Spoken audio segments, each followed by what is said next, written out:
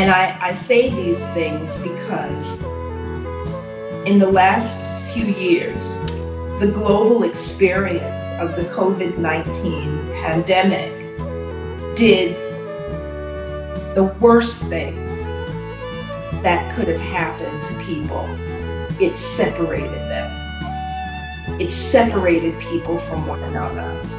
And in this isolation is where we lose our humanity. It's why prisons are so effective in turning people into savages, because they are separated from each other in community. Everybody is there doing their time. They are not healing as a group. They are not in conversation about how to be better human beings, how to help one another. To live my best life is to live my life in service to others. Dr. King said that. Toni Morrison said in a lecture that I heard at Cornell University in 1999. She said, our inability to communicate is tantamount to an intellectual stroke. I never forgot that expression. And she said so many incredible things, but can you see it? Can you see it? When people can't talk to one another, you see people have road rage in cars. They're upset because the traffic's not going fast enough, or somebody cut them off, and all of a sudden they've lost their minds.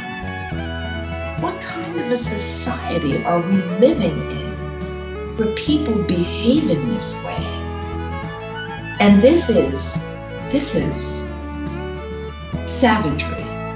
It is the height of the absence of civilization, that we are unable to speak and communicate and to express compassion and care.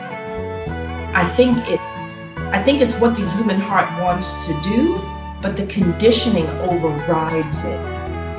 And you have to be a very powerful person. You have to be a very strong individual to not to succumb to the conditioning, because the conditioning forces self-hatred first. Because when you love yourself, and I don't mean to make this a meme that, love yourself. It really is about taking the time to understand yourself, to understand who you are and what you're capable of, and what your purpose in life can be, and how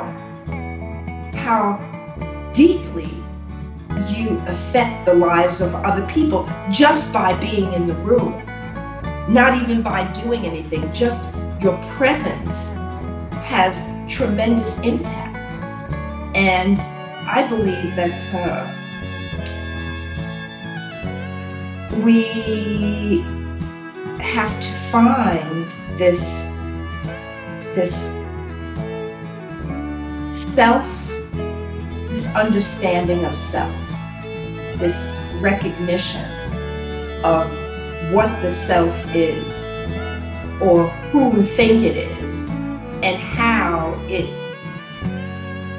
radiates out into